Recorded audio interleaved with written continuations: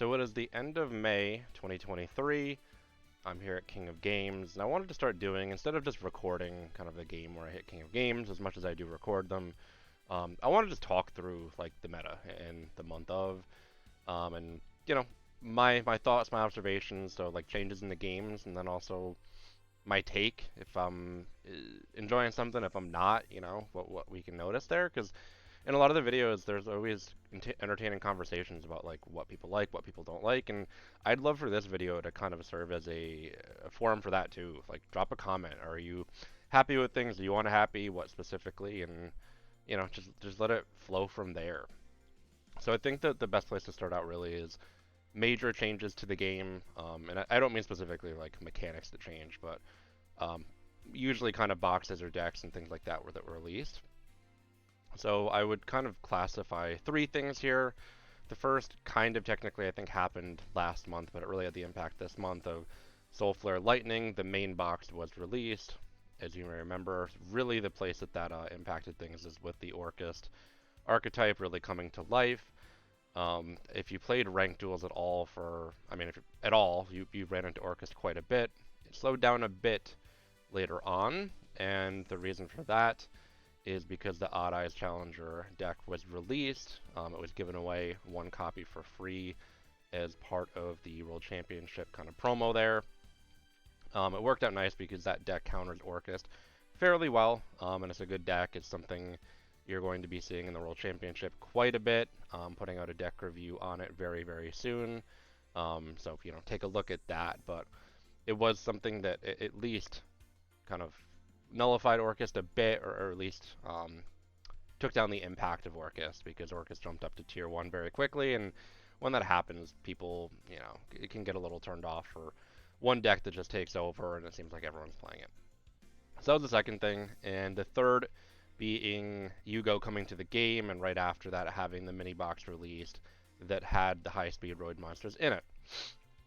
So those three things, and I'm highlighting those specifically because I think when we look forward to the World Championship, you're going to be playing those three a ton. Orcust is still going to be everywhere. It's still tier 1.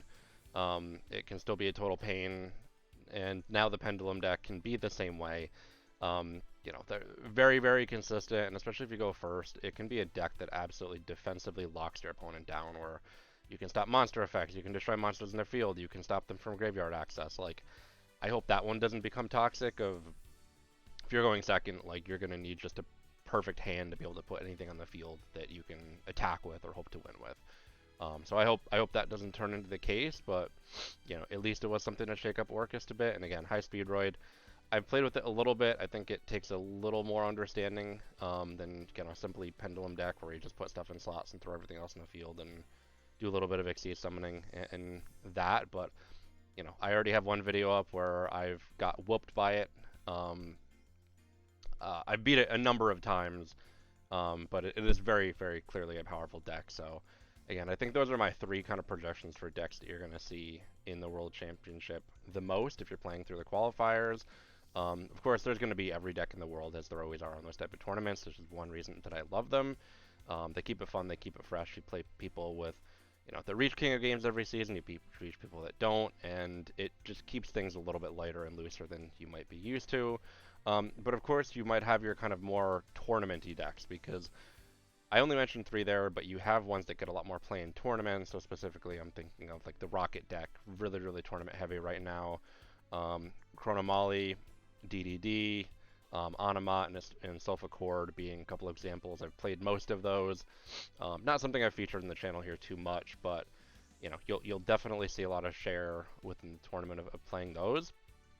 So I think deck-wise, that's what you can expect for World Championship, and then reflecting on the month past, that's a little more forward-looking. But now on a personal note, and again, I'd love to hear thoughts here. I really wasn't having fun for the first few weeks this month when Orcust came out.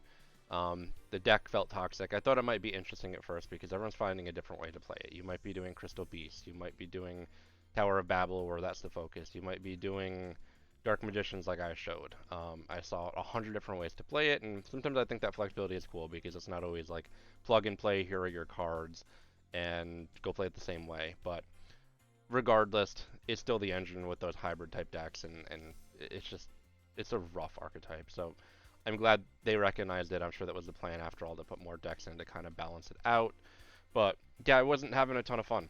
Um, I did a lot of deck testing more than I kind of typically do. I usually kind of settle into one pretty good deck and really like to learn it and then go. So you probably saw this month I had a lot more videos of um, different decks than I typically do. I know I put a video out with DDD. I did a bunch of Orchest, obviously. I did one with Clearwing. A lot of stuff there, and that might be what I do in the future. Because even in past months, what I'll typically do is I'll kind of mess around. I'll try to record some content, and I'm not taking it too seriously until the last, week, even few days of the month. And that's when I really put my foot on the gas and say, okay, let me go to get King of Games now. Um, and that's really what I did this month too, is especially more deck testing, and it wasn't until just a few days ago that I pushed for King of Games. So on the right side, I did Elemental Heroes to get to King of Games again. I am not suggesting that you play this deck. I'm not suggesting it's the best deck available right now. I know there was comments of this deck stinks. It depends how you want to look at it. It's no longer a tier deck, and it's not saying a whole lot of tournament play.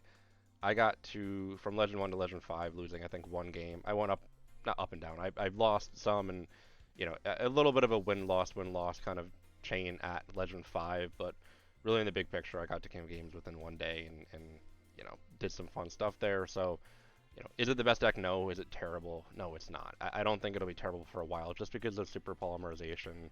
And also, I think it's a fun deck to play. Again, I'm not trying to suggest anyone play it, but you gotta have fun when you're playing this game, or else you're not gonna want to play forever. So it's the reason, kind of last minute, that I was leaning on the deck to play it, and obviously had as much success as I was looking for with it. But I think moving forward, I'm gonna be, especially for World Championship, I'm gonna be playing at least one of those three decks that I was mentioning earlier.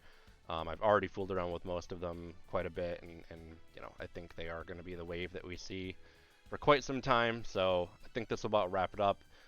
This is my thoughts for May 2023 in the meta there. So let me know what you think. Let this become a discussion board there.